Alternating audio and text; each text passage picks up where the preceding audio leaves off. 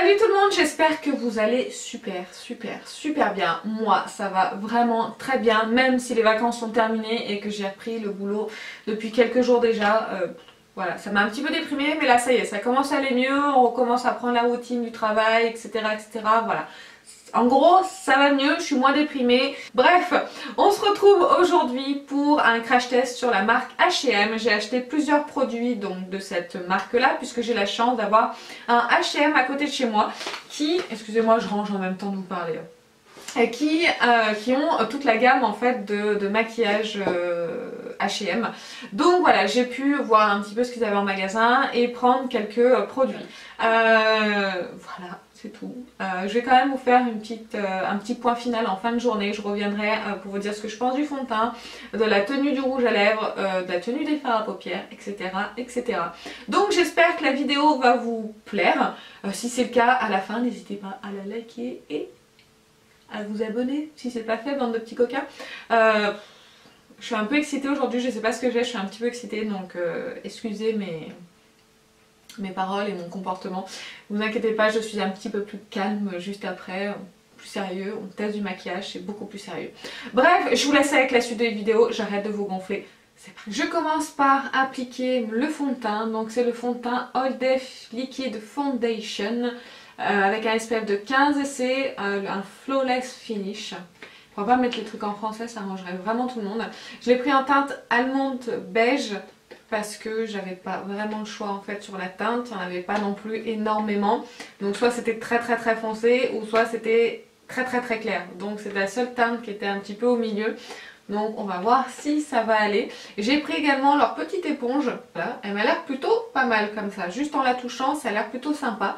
Donc on va voir. Voilà, la bouteille se présente comme ceci. Juste pour vous prévenir, j'ai déjà appliqué mon anti-cerne parce que je mets l'anti-cerne de chez Kiko, comme celui-ci, donc le Full Coverage.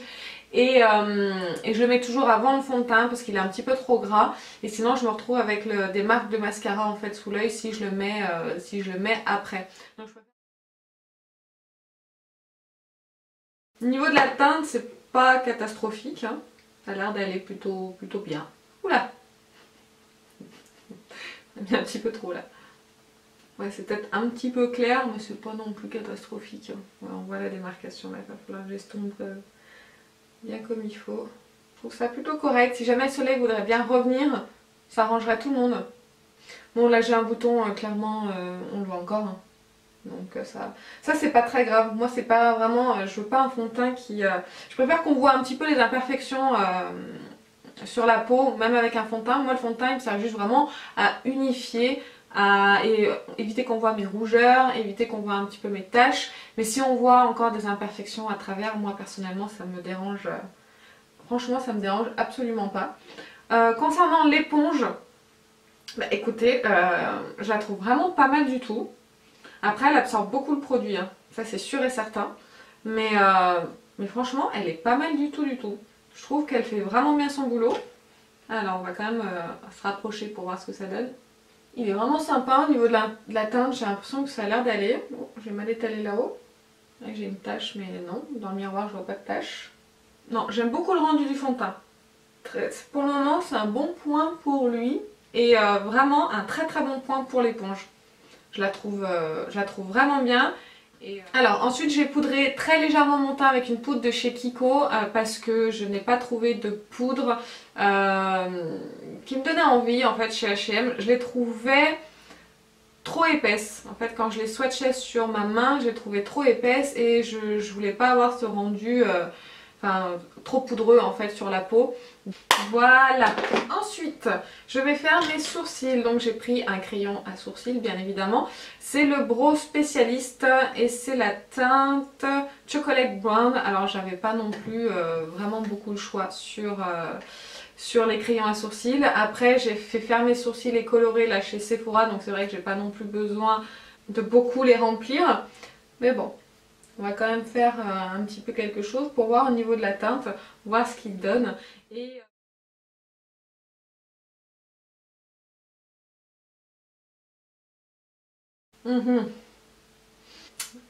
comment dire qu'on dirait que c'est roux.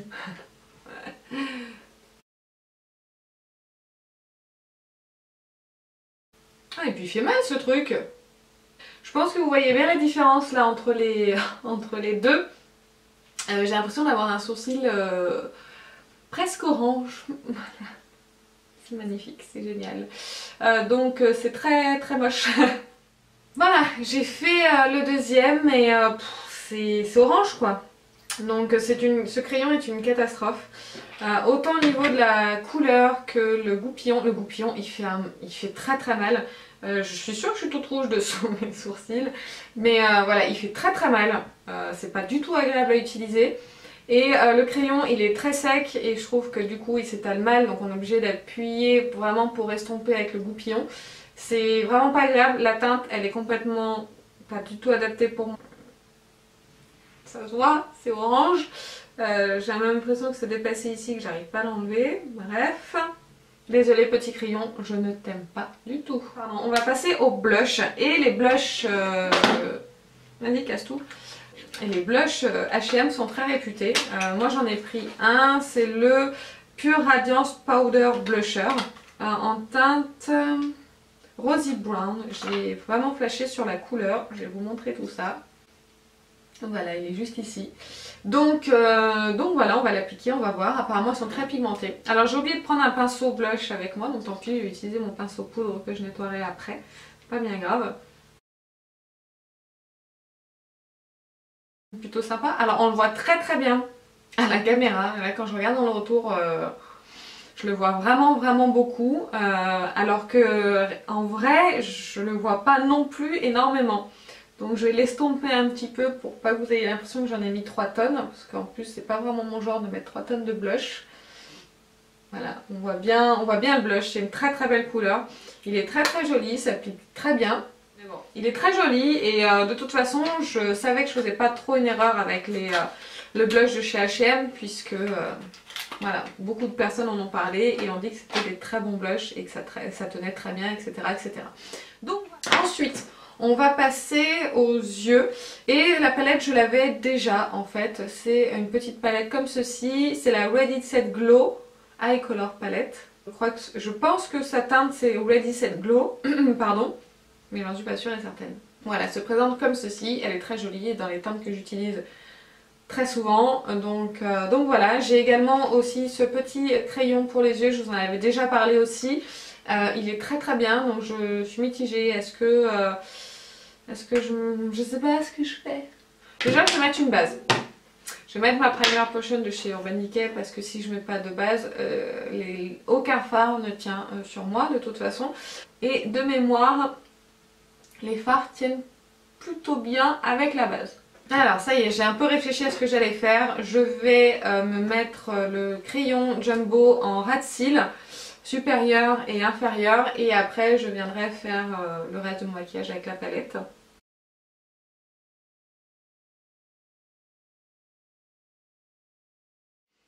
Voilà, déjà avec le crayon Jumbo, on va ensuite continuer avec la palette. Alors j'ai acheté aussi un pinceau chez H&M, c'est le Crease Blending Brush. Et donc il va me servir pour le creux de paupière. Donc je vais prendre la couleur qui est juste ici pour commencer à faire mon creux. Alors le pinceau est très doux, il pique pas, il est plutôt agréable. Ensuite je vais prendre la couleur un tout petit peu plus foncée, donc qui est juste ici, voilà, hop là, celle-ci. Et je vais juste la prendre avec la pointe du pinceau et la mettre vraiment dans le creux, très précisément.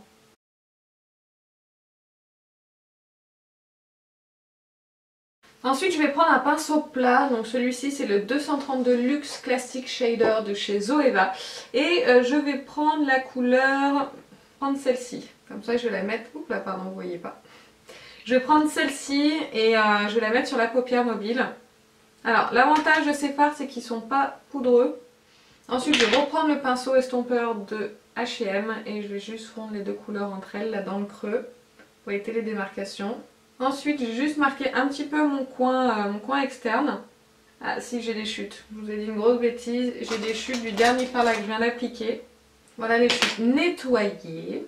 Donc je vais reprendre le même pinceau que j'ai utilisé de chez H&M et je vais prendre la couleur la plus foncée de la palette et je vais juste la tapoter très légèrement pour la mettre dans le coin externe que je remonte très légèrement dans le creux.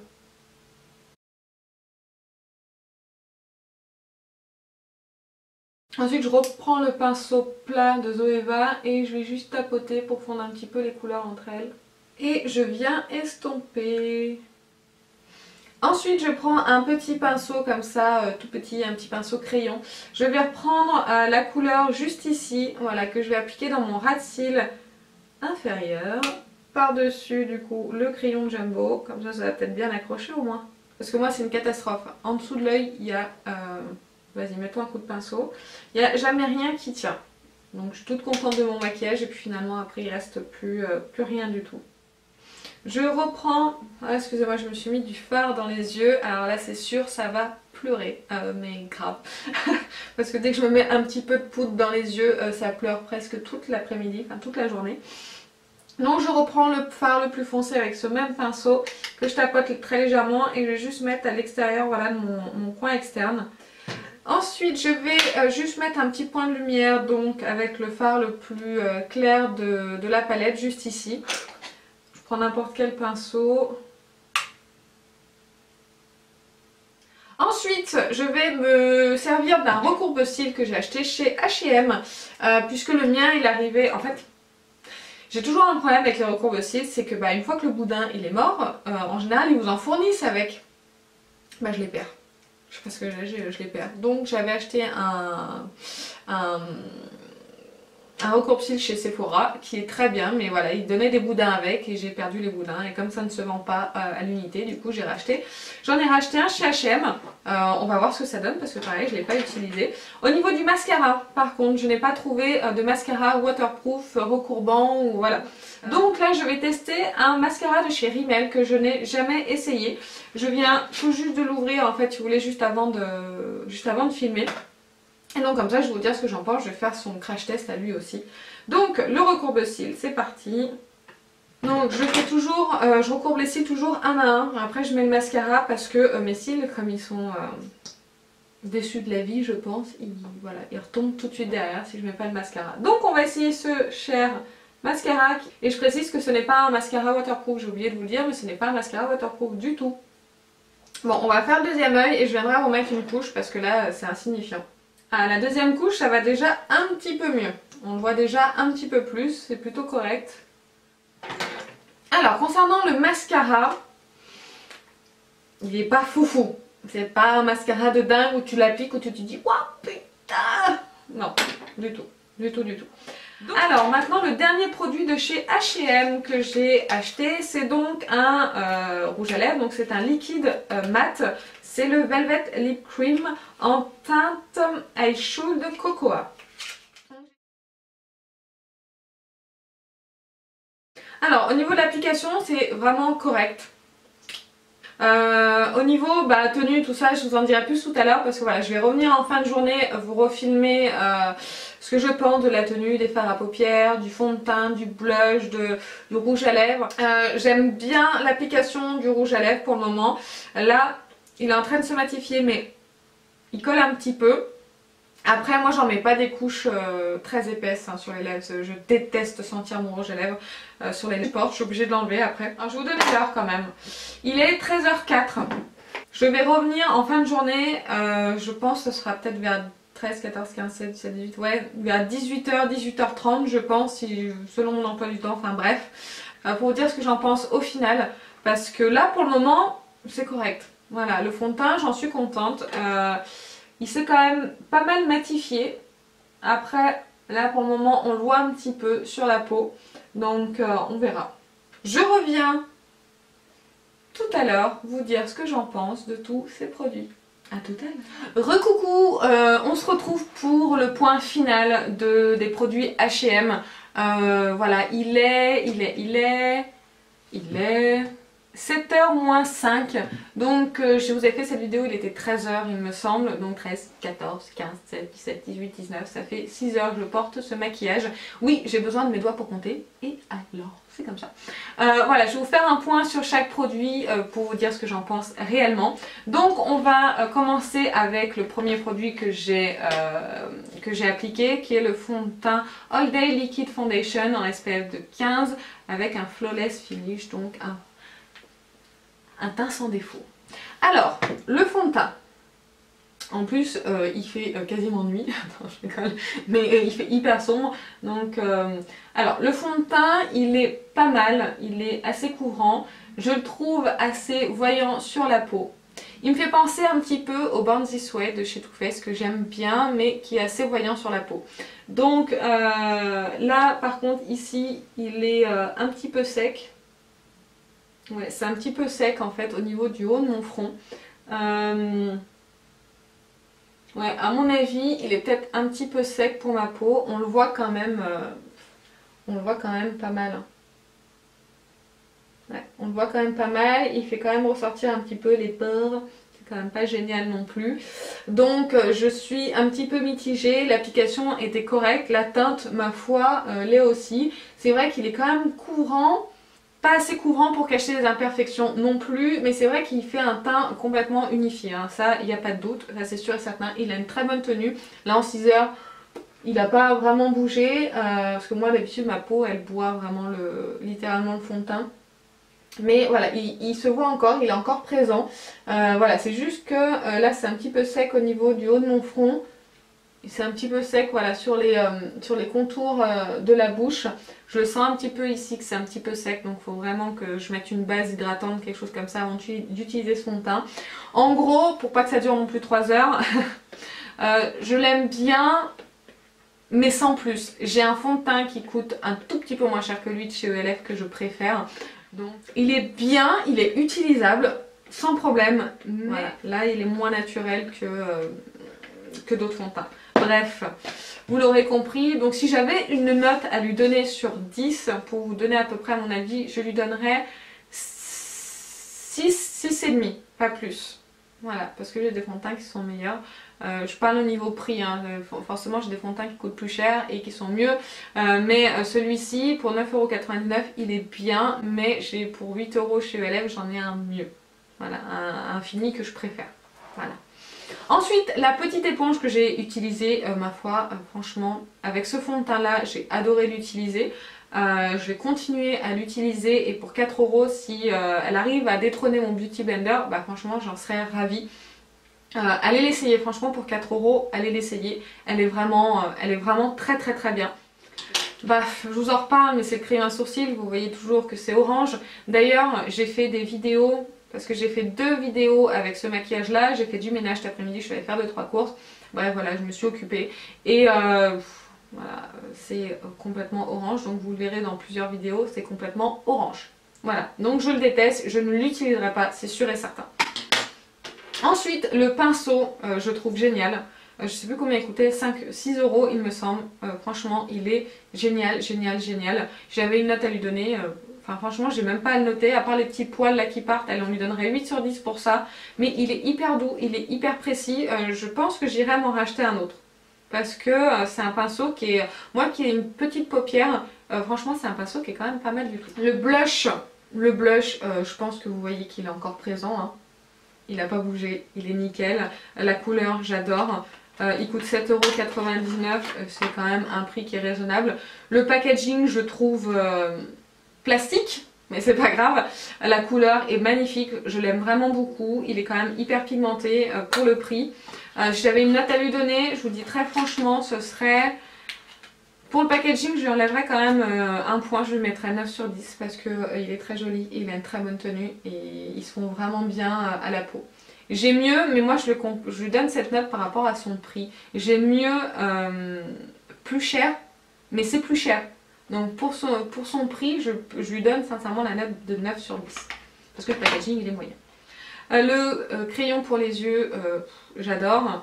Je l'avais déjà porté et je le connaissais. Il est encore présent. Il est encore présent sur mon ras-de-cils inférieur et il n'y a pas beaucoup de choses qui tiennent sur mon ras-de-cils inférieur, donc je vais continuer d'utiliser soit tout seul, soit dessous des fards à paupières. Il est franchement génial. J'avais une note à lui donner, je suis pas sûre d'arriver à lui donner, je peux pas lui donner 10 sur 10 parce qu'il est pas, enfin si, il est parfait. Si, la couleur, le prix, il a tout pour lui, donc si, je pourrais lui donner 10 sur 10 parce qu'il a une très bonne tenue, parce que la couleur est super jolie, enfin c'est vraiment une couleur que, je sais pas si vous allez le voir ici, voilà, vraiment une couleur qui est très très belle et qui me correspond en plus, que j'adore utiliser, donc ouais, mon avis à moi, je lui donnerais 10. Ensuite, la palette. La palette, je vous ai donné mon avis tout à l'heure, les fards sont encore présents, hein, en plus j'ai utilisé une base, ça n'a pas filé du tout, mais j'ai quand même des fards à paupières, moi avec une base, la base de Urban Decay qui file quand même dans les plis, donc pour ça c'est un excellent point pour elle parce que il s'est rien passé, il n'y a rien qui a bougé.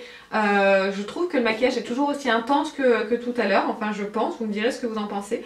Mais voilà, c'est franchement la tenue des fards est excellente. C'est ce que je vous ai dit, c'est juste qu'il manque peut-être un petit peu de pigmentation, mais elle coûte 12,99 € si je me trompe pas. Donc finalement, je vais quand même lui donner la note de 9 sur 10 parce que voilà, elle a quand même pas bougé et j'ai des palettes plus chères qu'elle et dont les fards filent dans les plis même avec la base sur Urban Decay.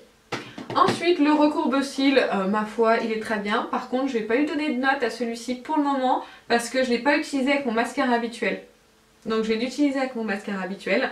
Et je verrai si du coup il me fait une courbure aussi importante que mon autre recourbe-cils. Donc pour le moment, celui-ci, je sais pas trop. Je vous en dirai des nouvelles quand je testerai avec mes mascaras habituels. Et pour finir, le rouge à lèvres mat. Alors... j'adore la couleur, j'aime beaucoup l'application, je trouve pas très épais, mais j'ai quand même une sensation d'inconfort sur les lèvres. Je l'ai senti quand même tout l'après-midi, j'ai mangé, j'ai bu, j'ai beaucoup parlé parce que j'ai fait quand même 2 vidéos. Il a filé, hein, je pense que vous le voyez, et ça c'est très habituel sur moi d'avoir, et encore j'en ai enlevé parce que comme j'ai filmé, je voulais pas que ça fasse dégueulasse sur les vidéos.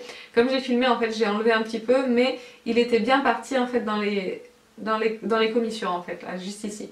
Donc il a quand même une bonne tenue parce que mine de rien il est encore un petit peu présent sur les lèvres. Il s'est effacé de façon assez jolie. Par contre il sèche les lèvres, moi je vous le dis, moi je crains ce genre de choses. Peut-être que pour certaines personnes ça va pas les déranger. Après en général je mets toujours un baume pour les lèvres dessous. Donc je vais le réessayer avec un baume pour les lèvres dessous parce que là je l'avais pas fait. Et on verra si j'ai moins de cette sensation d'inconfort. En tout cas j'adore la couleur, je pense que je vais beaucoup le porter, c'est un nude qui est vraiment très très beau. Et voilà, en dehors de cette sensation d'inconfort, je le trouve vraiment bien. Parce que là il est encore sur les lèvres. À part qu'il a filé, mais ça comme je vous ai dit, c'est chez moi c'est habituel. Franchement je le trouve pas mal. Si j'enlève l'inconfort, je vais lui enlever quand même, parce que moi ça me dérange beaucoup, je mettrai la note de 7 sur 10.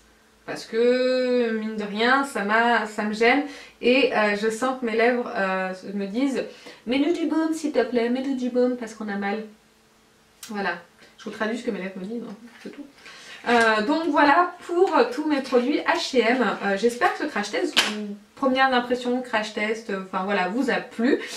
Dites-moi si vous voulez que je teste d'autres marques. Alors je vous préviens, pas des marques qui coûtent une blinde parce que acheter beaucoup de produits, différents produits d'une marque, ça coûte quand même assez cher.